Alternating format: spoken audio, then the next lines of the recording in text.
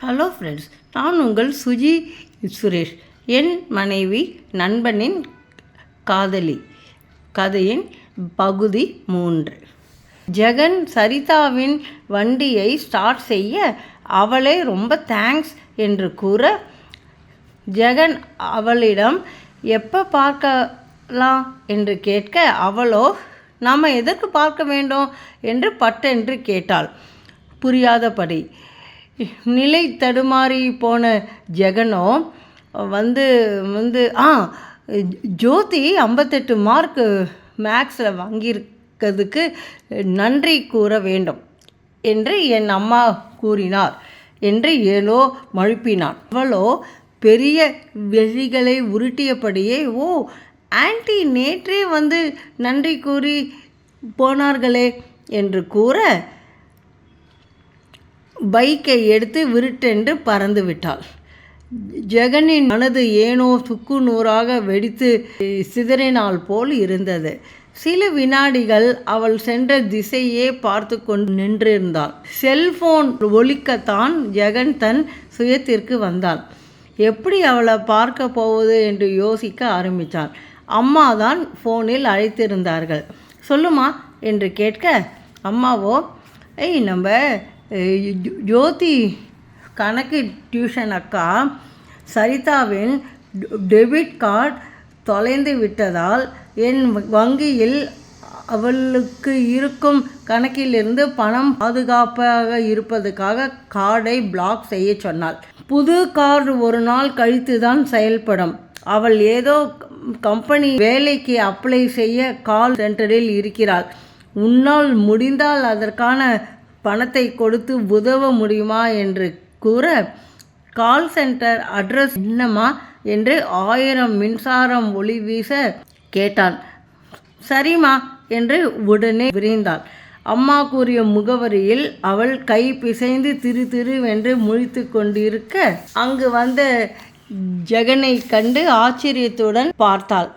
அம்மா கூறினாரா என்று வாஞ்சையாக அவனை வரவேற்றாள்.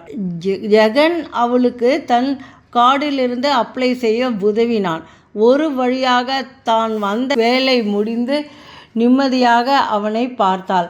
ரொம்ப தேங்க்ஸ் சார் என்று இழுத்து, என்ன நீங்கள் ஜெகன்னே கூப்பிடலாம், எதுக்கு இந்த சார்லாம் என்றான் சிரித்தபடியே. சரி ஜெகன் என்றாள். வாங்களே ஒரு டீ குடிக்கலாம் என்று பக்கத்தில் இருக்கும் ஒரு ஸ்நாக்ஸ் சென்டருக்கு அழைத்து சென்றான். அவளுக்கு இருந்த டென்ஷனில் ஒரு டீ குடித்தால் தேவலை போலதான் இருந்தது. சரி என்று அவள் பின்னால் வர, ஜெகனின் மனது குத்தாட்டம் போட்டது. சமோசா 2 இஞ்சி டீ என்று ஆர்டர் கொடுத்துவிட்டு அவள் எதிர் சேரில் உட்கார்ந்தாள். எப்படி பேச்சை ஆரம்பிக்கிறது என்று யோசித்த போது, அவளே, ஜோதிக்கு இப்போ கொஞ்சம் கணக்கில் பயம் போய்விட்டுருக்கு. இன்னும் 65-70 மதிப்புகள் வாங்க மிச்சம் இருக்கிற பயமும் போய்விடும் என்று கூறினாள். அவள் பேசும்போது நடமாடிய விழிகளை ரசித்து கொண்டே அவள் பேசிய செவ்விதழ்களை பார்த்து கொண்டே இருந்தாள். சர்வர் சமோசா டீ வைக்கும்போது தான் தன் நிலைக்கு வந்தவன் ஆமாம் என்றான் திக்கி திணறியபடியே. அவளின் பள்ளி கல்லூரி மற்றும் அவள் வேலை படிப்பு கேட்டு அறிந்து கொண்டான். தானும் நல்ல வேலை தேடிக்கொண்டிருப்பதையும் பகிர்ந்து கொண்டான். அவளும், நீங்கள் அப்ளை செய்யும்போது எனக்கும் பகிர்ந்தால் நானும் அப்ளை செய்கிறேனே ஜெகன் என்று கூறி தன் தொலைபேசி நம்பரையும் அவர்கள் பகிர்ந்து கொண்டார்கள். பின் அவள் தனக்கு டெய்லரிடம் சென்று புது துணி தைத்ததை வாங்கி வர வேண்டும் என்று கூற, ஜெகனோ தைரியமாக தான் அவளுக்காக வாங்கியிருந்த சுடிதாரை அவளிடம் நீட்டி, என் சிறிய பரிசு, இதையும் தைத்துக்கொள் என்று கூறினான். தன்னை உரிமையாக ஒற்றையில் அழைப்பதை கவனித்து கொண்டு கவரை பிரித்து பார்த்தாள். இளம் பச்சையும் நீலமும் கலந்த மெட்டீரியல் பார்த்து, எனக்கு எதுக்கு வாங்கினீங்க என்று கேட்க, தீபாவளிக்கு ஜோதிக்கு எடுக்கும்போது அவள் 58 மார்க் வாங்கிய சந்தோஷத்தில் கூற, அதற்கு பரிசாக என்று கூறினான். ரொம்ப தேங்க்ஸ் ஜெகன் என்றாள். நேற்று உங்கள் அம்மாவும் ஒரு ட்ரெஸ் வாங்கித்தாங்க என்று கூறினாள். சரிதா, எனக்கு வீட்டிற்கு செல்ல வேண்டும், ஜோதி காத்திருப்பாள், உன்னோடு வரலாமா என்று கேட்டான். நீங்களே விட்டுங்க, எனக்கு டபுள்ஸ் அடிக்க பயமாக உள்ளது என்று கூறினாள் பாவமாக.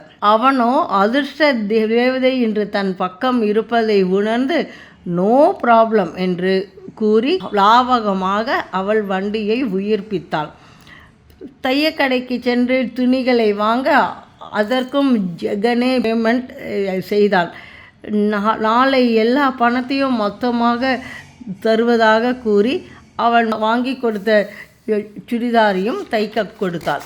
வாசலில் ஜோதி காத்து கொண்டிருந்தாள்.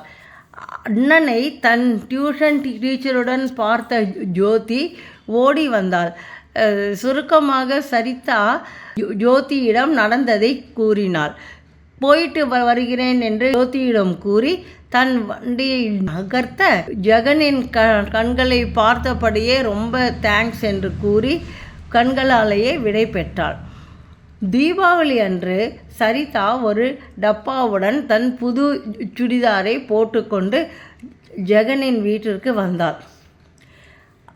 அவளை பார்த்தவுடன் ஜெகன் மகிழ்ச்சி பொங்க வரவேற்றான். இது அம்மா வாங்கி கொடுத்த சுடிதார் என்று கூறினார். அவன் கண்களில் எழுந்த கேள்வியை புரிந்து கொண்டு, நீங்கள் வாங்கி கொடுத்ததை நாளை போடப் போகிறேன் என்றாள். அப்பொழுது சமையல் செய்து ராதிகா வெளியே வர, வாமா சரிதா என்று வரவேற்றாள்.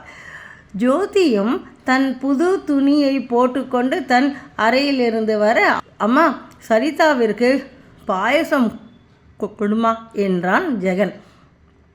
தான் வீட்டில் செய்த தேன்குழல் பாயசம் வடை என்று எடுத்து வைத்தாள் ராதிகா.